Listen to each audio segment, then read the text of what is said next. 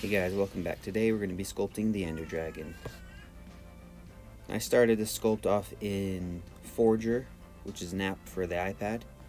So that's why I already have a pretty much completely roughed out dragon here, but this is as far as I could take it on the iPad because it's limited as far as processing power and polygon count, all those things. So then I push it over to my computer to finish it off.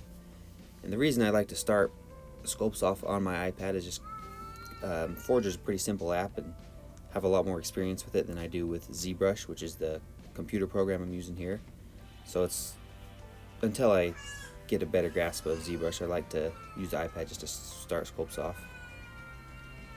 Here you can see I added a little circle disc for the dragon to be standing on because I intend to print this out eventually. Pretty much all my sculpts I do with the intent to 3D print them. So 3D printing this in the position it's in, and you wouldn't have any way for it to stand up, it would just fall over. So it's nice to just have a reference surface for where his feet and tail and potentially wings are gonna touch so he can actually stand up. And here I'm just using the masking brush to mask off what I don't want to move, and then using the transpose and move tools to move his arms around. And I got his hind legs working pretty good. As you can see here, through most of the video I go back to his front legs a lot just because I'm not liking the way they're working out. I don't want them to look too human, but for a lot of the sculpt they do look pretty human. But you'll see by the end I end up trying some different things, and I think it ends up working out pretty well.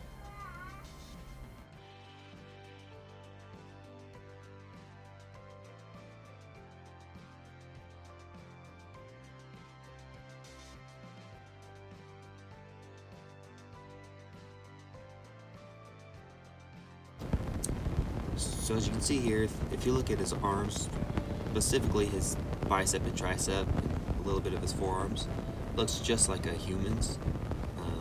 Up until you get down to his claws, then he looks like a dragon, obviously, but that's what I was trying to avoid. I didn't want it to look too human, so you can see I keep going back and forth, and I'm having a hard time with it, so I'll hop onto the wings or other things, or the face right here. And for the face, even though I'm doing a realistic version of a Minecraft creature, I still wanted it to look somewhat Minecrafty. That's why his face, I tried to make it look a little boxy. I kind of took a lot of inspiration from hippos because they were kind of boxy. I still tried to keep all the same designs, like you'll see he's got those block spikes going down his back to his tail. You'll see at the end of the video when I color him, it'll still look like the Ender Dragon. And there on the wings, I was just fleshing those out and adding some texture in. And then this is what I ended up doing to his arms to try and make it look a little more like an animal. I kind of, again, taking inspiration from animals. We took some from a rhino, where it's got the hide and or armor, whatever you want to call it. I wanted it to look like that on the outside and have a softer underbelly. It still does look pretty similar to a human's arm on the inside, but it turned out a lot better than I was originally starting with.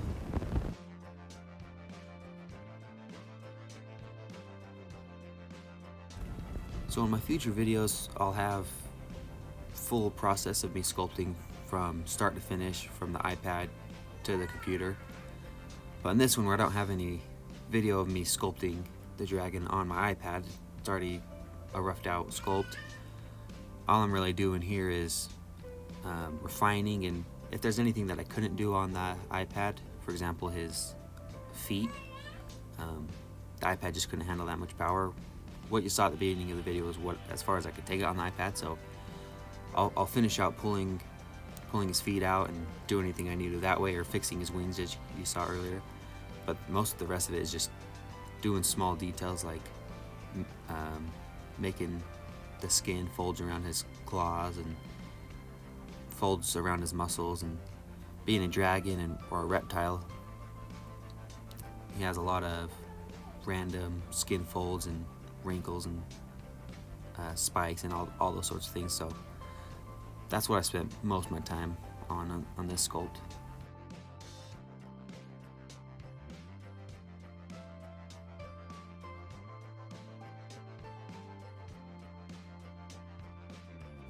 Alright, and now that I got them pretty much to the point I want, I'm going to go ahead and go into my Alpha Brush library and start pulling out some textures. Mostly using scale textures throughout the body, but as you can see in some of these spots I use like rock or concrete, and if you can pretty much use anything you want as long as you use it right, and it'll end up looking correct. So for the top of his wings there and the bottom of his wings, that was actually a rock texture, but which you can kind of tell if you look at it, but I think it works pretty well. I'm pretty new to texturing because the iPad, you don't really have much options as far as texturing goes. It can't handle too much, so I haven't done much up until now, so I'm still learning. But one thing I find that is important is use a lot of different textures and don't go too heavy with them. Right here you can see I'm just making the base a little more exciting. I was trying to add the pillars. If any of you have played Minecraft, when you fight the Ender Dragon, he's surrounded by pillars, and I don't know if I'll end up keeping this for the final print, but I just thought it was kind of a cool idea, and of course he's much too big for those pillars, so I'd have to size him down, but kind of a cool idea. And then here I'm just, again, masking off what I don't want to move, and then what stays white is what's gonna move. Now I'm just repositioning him into more of a dynamic pose. Before he was completely symmetrical, and I just keep him like that for sculpting purposes because it's fast and easy, because you could affect two sides at once. You don't have to sculpt two arms and go back and forth. You just sculpt one side and you're good. But for the finished product, I want him to be a little more dynamic. And I've said this in my past videos, but repositioning and masking and all that is probably my least favorite part of sculpting. It's really hard. If you miss one thing, it can mess you up.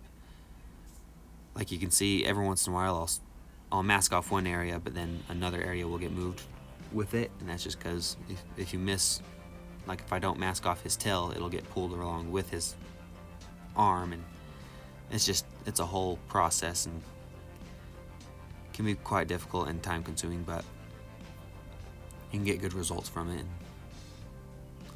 I actually ended up liking the position I ended the dragon on quite a bit. Alright, and then once you get him all moved around, like you see at the tip of his wing here, the geometry is a little weird, and you get a lot of weird stuff like that when, at least I do, probably because I'm not careful enough with what I mask off, but I just go in afterwards and fix up any messed up geometry, and that's what I'm doing here, just making it look nice. Or we could see with his hind leg in a minute when I go back to that, or right here on his wing actually, it kind of caved in the side of his body, and that's not necessarily a problem from masking it wrong. It's just something that's going to happen if you're pushing one wing into the body. One of them's got to move, so I'm just going back and fixing that stuff and moving the tail here again. The tail was actually really easy. It's pretty simple. It's just one straight object and I'm just curving it. But when you get to like the arms or the wings, where they're pretty complicated shapes already, moving around another complicated shape, being the dragon, you can, or at least I, run into a lot of issues. Alright, and then right here I'm going and coloring it. And this is the first thing I've ever colored using Zbrush. I have Zbrush Core, which is a cheaper version of Zbrush, and it's more limited in what you can do. I didn't even know I could color in it. I just was watching a tutorial the other day and realized it, so I thought I'd give it a try. So as you can see, it didn't look very good through the beginning of my painting process, but I think towards the end it ended up looking decent. But kind of fun, something that I think I'll do with all my sculpts from here on out, just because it's funner to paint them and see what they might look like once they're printed and painted, which is something I would do anyway. But yeah, now is when I feel like it really starts to look like the Ender Dragon. Again, it's my take on it, a more realistic version of the Ender Dragon, so if you just look at the grayscale version of this, it's not going to really, I don't think anybody would think Ender Dragon. The only thing that really looks like the Ender Dragon is the spikes on the back, and the head is a little square, but I think going in and coloring him black and his spikes white and a purple underbelly really helped. And then once I painted him, you can go in and choose different materials that the paint's on top of, so metal, plastic, and that's where you can see they're just flashing through a bunch of different ones. I ended up settling on a skin one that gave him a nice hue. I think made it look really nice.